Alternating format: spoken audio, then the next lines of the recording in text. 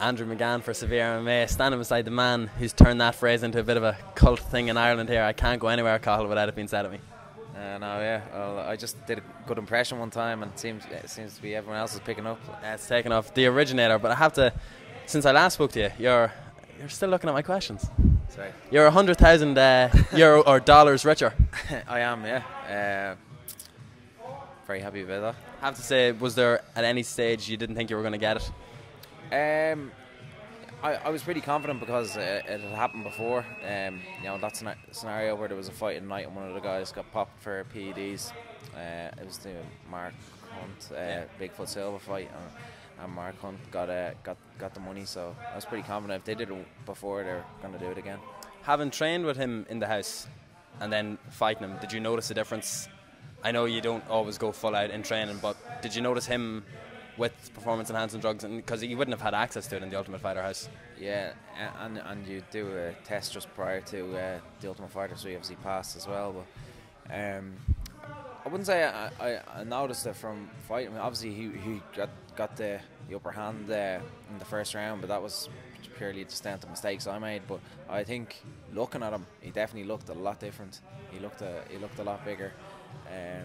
So I first credited that maybe he had shrank down for the Ultimate Fighter, because you have to make weight a few times, so he might have just shrank down for that. But it made sense then when it actually came out that he had been doing PEDs. You said as well that you were quite close with him and you were good friends with him in the house. Has he reached out to you since, or have you spoke to him since? Has he apologised? Yeah, he was the one that told me before the UFC came out with it. And then, there's been a couple of messages sent here and there, but we're not friends like we were before. It's unfortunate because I actually consider him a really good friend. You go through the Ultimate Fighter experience like that. It's a tough scenario. We lived together for 6 weeks. We lived in the same room, and then we kept in contact with each other afterwards. But it's not like taking PEDs in combat sports is different than taking it in athletics or cycling. It's not if you take PEDs in athletics or cycling, you don't directly affect your competitor, your other competitors.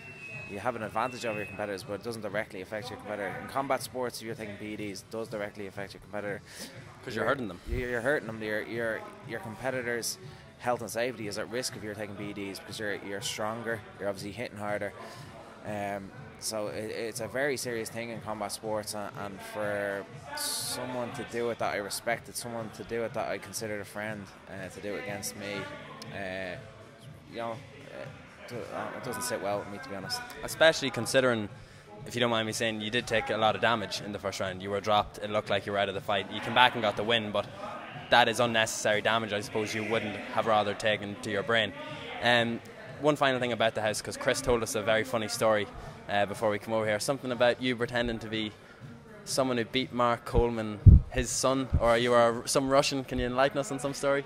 Look, it didn't make the show. It didn't make the show, and the producers at the time said it was the funniest thing that's happened in tough history. So I want that to come out.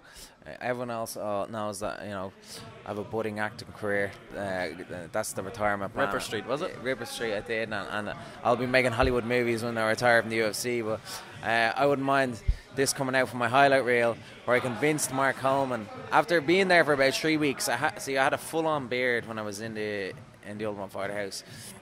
Like it was as big as I've ever had it. And halfway through, I shaved it. And no one could believe. They thought it looked completely different, and I thought, oh, this is a great opportunity here. So I put a hat on, and I had this completely fresh face that no one had seen before. And Mark Coleman was due to come over to the house that night, and one of Coleman's favourite things to do was to talk about in 1991. He got to the finals of the World Wrestling Championship or something like this, and he lost to this Russian. And he used to always tell us about it. Obviously, was still bitter to this day about losing, not becoming the best in the world, as you would be, the competitor that he is. But he always mentioned this guy, and what was his name? Can't think of his name now, but at the time I knew it, and I said, right, I'm going to pretend to be his son. And then we came up with this big story that I was going to be his son, and BJ hired me hired me to come in and be the wrestling coach because BJ had constantly heard about this guy beating Coleman, so why not get the guy son who beat Coleman.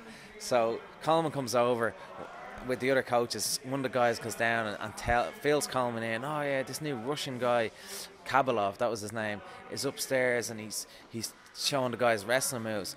And apparently Coleman's face immediately changed, and he went upstairs looking all pissed off. And he came into a room and we had it all set up. And I had one of my teammates, and I was demonstrating a single leg in a Russian accent, really loud.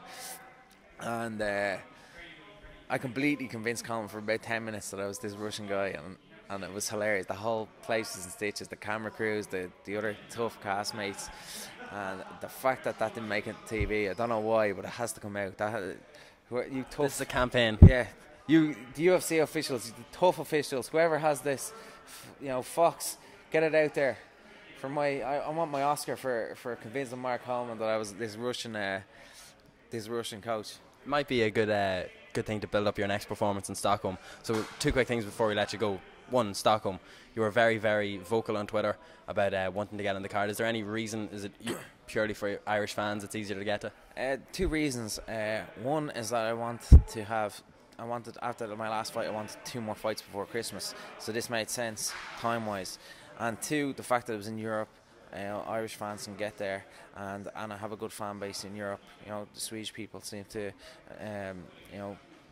follow me as well, so I've never been to Sweden, so those were the reasons I wanted to fight in this event, and it's worked out perfectly, exactly the way I wanted it. So, as someone who still has links with rugby and was heavily involved in it when he was younger, something that John said recently that I think is probably the truest statement he said in the last year. I think yourself and Conor are now poised to become the Brian O'Driscoll of your generation, because he's retiring. Robbie Keane's on his way out. They were the heroes that young Irish people looked up to, sporting stars. Do you feel that maybe added pressure, or do you agree with that statement that you and Conor and the rest of the guys following behind you are the face of the young generation in Ireland? Yeah, I definitely think we're in a position that we influence people. You only have to you walk through town now and you see a bunch of 20-something guys walking around with beards and 3-piece suits, and that's down to Conor's influence. Conor has a massive influence on young people in the country, and I think I'm stepping into a place like that now as well. So I'm aware of it. It's not something I give I worry about or I feel under pressure about. I feel it's important, and I just like to make sure I'm being a positive influence like Conor is. That's my only concern. Excellent, Cathal. We appreciate the time, and I hear we jumped through the rumour vine, that maybe the next time we talk, I won't be the one doing the interviewing. Definitely, we're going to be doing a sit-down interview. I have all my questions prepared. People are going to get to know the man behind the microphone, Andrew McGahan from SevereMMA. From SevereMMA. Excellent, Cathal. We appreciate the time. Best of luck.